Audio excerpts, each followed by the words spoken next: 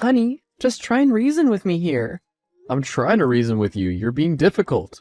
You know the farmland hasn't brought in much revenue in the past years, since we acquired it. I understand that, my dear, but there isn't much we can do about that. That's where you're wrong, darling. There's a lot we can do. How? The insurance policy. Don't you remember we got insurance on it? Oh, yes, I do. What about the insurance policy? We can use that in our favor. Everyone's doing it these days. How do we use the policy when the property is still intact? Even after all these years of being married to one another, you're still this naive. I do not follow. The insurance policy states that we can recover a sum of $400,000 if any damages are done to the property while it's under insurance. Yes, that's true, but as I said, the property is still in the best condition. Unless you're hoping something bad happens to it soon, then I don't see how we're getting our hands on that money. Also, what do you need money for? We're well off. I told you, I'm having a girls' trip next month to Hawaii. Yes, I'm aware. You've already booked your plane ticket and everything, so what's the issue? I don't have any clothes to wear. How can that be? Your closet is filled with tons of outfits. No, I don't like them anymore. They're also last season. Does that matter? You want me walking around with clothes from last season? I'm still failing to see the issue with that.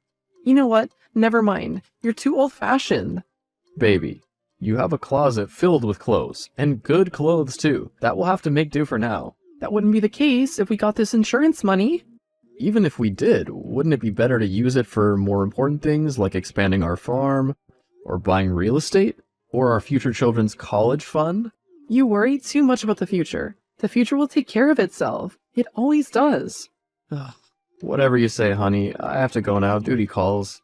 We're in the middle of an important conversation. We'll finish it another time. Hey, I just got home and everything's a mess. Your clothes are all over the bedroom and living room floor. Plus, you didn't take out the trash like you said you would. I know, but I was running late for my nail appointment, so I had to dash out of there. You can clean it up, right? Fine, I will. What time will you be coming back home? Not tonight. You can go to bed. I'll be staying over at Tracy's. Tracy? You know I've told you that her company isn't good for you. You gotta let that go. It just happened once again, and it would never happen again. You ended up in a prison cell. I had to come and bail you out at 2 a.m. You're being controlling again. I care about you. If you really did, then you'd allow me to make my own decisions. Tracy's here. Gotta go. Stay safe. Hey, sweetie. You want something. What do you want? Why would you assume that? Because you only use pet names when you want something. That's not true.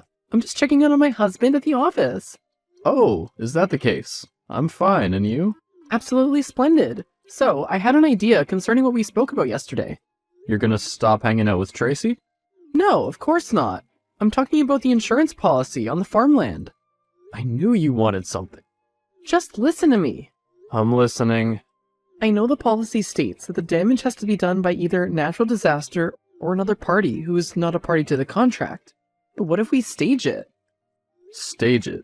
Like we destroy the property ourselves? Exactly. You aren't as slow as I thought. No. What? I said no. I will not commit fraud. If you love me, you'll do it. My love for you is never in question, but I can't commit fraud. Do you know the punishment for such an offense? That's only if you're caught, and we will not get caught.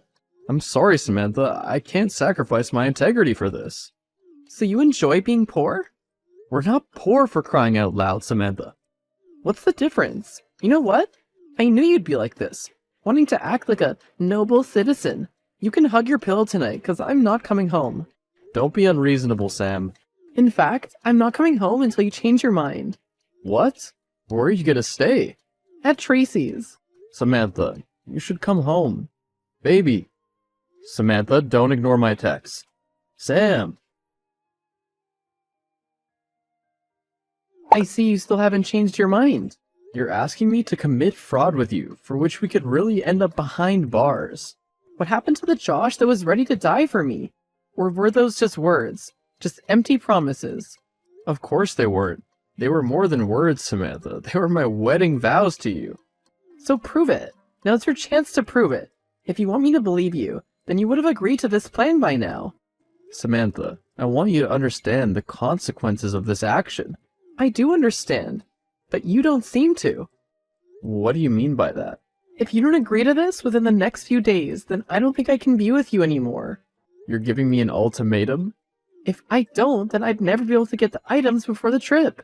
This month is almost over. You're willing to break up with me over a few grand. That isn't important. You have until the end of the week, so think carefully about the choice you're gonna make. And if I still don't agree by the end of the week? Then you'll hear from my lawyer. You can't possibly be serious. Wait until the end of the week, and you'll find out how serious I am. Hey, baby. We're having none of that. Have you made up your mind? No, I can't, because I can't choose between either. Why is this so difficult for you? We can just stage a fire and exit the scene without getting caught. It's really that simple. Because it goes against my morals. There's that word again. Poor people and morals. Where have your morals ever gotten you? How much money do these morals earn you every month? Everything isn't about money. Look around. Everything's about money. There isn't anything that money can't buy. Money can't buy the happiness and the memories that we shared. What memories? Now that I know what your stance is, prepare to hear from my lawyers shortly. You can't possibly be serious. Are you ready to let everything go? From where I'm standing, there isn't anything I'm letting go of. Rather, I'm gaining something. It's nothing personal. Think of it like a business transaction. The divorcee papers just arrived in the mail. Then you know what to do. Sign them. Can we meet up and talk? There's no need for that. The papers are right in front of you. I won't sign it. You're only preventing the inevitable. I'll wait. You'll have to come over eventually to get your stuff. What clothes? I told you I'd never wear clothes from last season. This is ridiculous. What's ridiculous is that you're refusing to sign the divorce papers. I love you. Love isn't enough to maintain a woman like me. So that's it? You want to divorce me? I tried my best to provide for you. And it wasn't enough. What about that? Do you not understand? Just let me know this one thing. Was there ever a time you loved me back? Never. So please, free me from this loveless marriage. What's going on here? Whatever do you mean? Don't be coy with me. You know exactly what I'm talking about. Quite the contrary, seeing as we haven't spoken since the divorce. I'm just coming back from the insurance company. And you're telling me why? Apparently, I can't access the insurance amount. What a shame. You think you've won, right? Don't be so smug yet. I don't know what you mean, but I expect that I'll hear from your lawyer soon, as that's what you're so good at. I will never let go of that money. Not in this world or the next. See you in court. Come prepared. I am highly disappointed. I never knew you were this cunning. No one ever suspects the pure ones. I don't know what you're talking about. Stop playing the dumb card. You know what you did. From what I recall, I haven't done anything yet. So what was that stunt your lawyer pulled in the courtroom? It's not my fault that your lawyer's incompetent. You know, didn't you? That you would lose the title to the farmland once you divorced me? Yes. I happened to find out the day you sent over the divorce papers. And you didn't bother to bring it up? Now, why would I do that? You're not the Josh I know. You've changed. I haven't changed. I'm merely giving you a taste of your own cake. And I'm just getting started. Don't you think I will ever give up this easily? I wouldn't dream of that.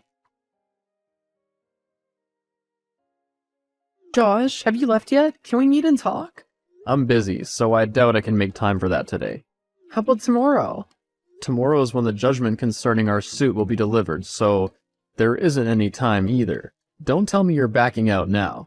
No, never. I will come out victorious tomorrow. Good. Your inflated ego will make my victory taste even better. You sound awfully confident.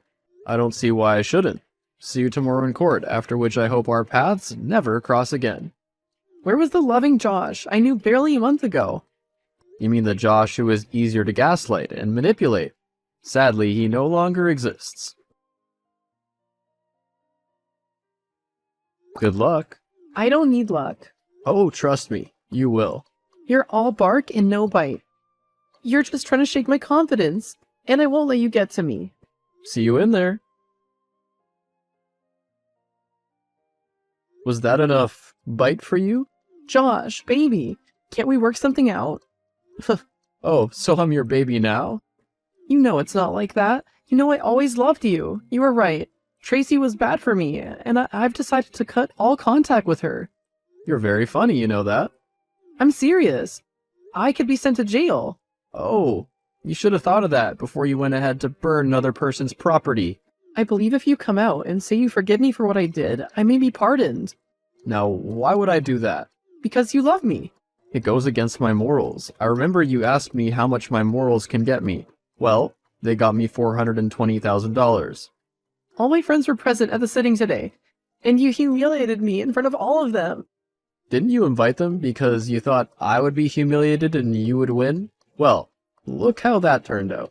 I know you can forgive me. I know you can. Please, Josh. I could be sentenced to 5 years. I think jail term might be good for you. It'll help you gain some perspective. You can't be serious right now. I won't last a day in jail. Oh, well, see, it's nothing personal. Just think of it like a business transaction. Josh, please. Josh, please, I'm sorry. Please, I love you. I've always been in love with you. Please help me. Only you can. If you don't, it might really be over for me. Josh blocked this contact. 3 years later, and I had acquired a bigger farmland. Business was booming, and I loved what I did. I invested the insurance money into my business and worked hard over the past 3 years to get it where it is now. I followed the rest of Samantha's case via the local newspaper and found out that she was charged with contempt of court, an attempt to obstruct justice, and was sentenced to a 5-year jail term. I didn't feel any inch of remorse for her. She got what she deserved. That day in the courtroom, she had invited all her friends to come watch her victory, but she ended up being humiliated. They all cut off ties with her from that day on, leaving for the trip without her. She had tried to claim the insurance money, but the property was bought under the name Mr. and Mrs. Andrews, and seeing as we were divorced, she was no longer Mrs. Andrew, and couldn't seek to recover the money.